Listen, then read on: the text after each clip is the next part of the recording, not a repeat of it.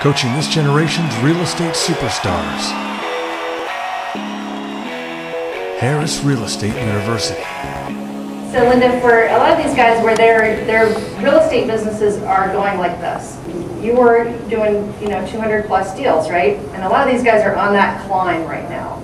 And you've just opened their minds, and hopefully we're always opening your minds to lots of other opportunities and expanding your buckets. So if you were in their shoes and you had these ahas going, gosh, that'd be great if I could build this and this, but I also have to go out and get listings every day, and I still got to build my team, and maybe I've got one great assistant and I've got a buyer agent. What would be the next step for them to work on? Well, the biggest problem we have in real estate is leverage.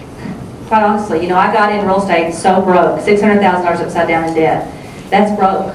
And what I needed was money, so I got so busy on chasing the money that what I didn't realize is what I needed more was time and leverage. And the number one tool for leverage is people. But we are unwilling, because we've either had a few bad experiences with people, or it seems like too hard to learn it, or, oh Lord, they don't do good, or they might mess up my business. We tend to shy away from leverage through people. And so what I would say is, the more you don't own your life, the more somebody else does. I was listening to something the other day, and I heard Mark Victor Hansen say that, I can't even remember, I think it was Jim Rohn or somebody that said it, if you don't have your goals, then you're going to forever be fulfilling the goals of other people. And even though we're goal-oriented people, we're still doing that to some degree as long as we don't own our lives to go do with them what we want to. So go get leverage, and the best form of leverage is through great people. So if it even means just in the beginning, you go get some people on your team to free up some of your, and here's how I say you need people. If your quality of life's going in the trash can or whatever at night because you're there till 8, 9, 10 o'clock at night doing paperwork, then it's time to hire administrative, or your customer service is falling back. It's time to hire administratively. If you've got leads that fall in the trash can, it's time to hire salespeople. And so that's kind of always your barometer. And go get leverage, because when you leverage yourself, you have two choices with your time. Go lay on the beach in Tahiti, or go get out there and get you some buckets and streams of money coming in.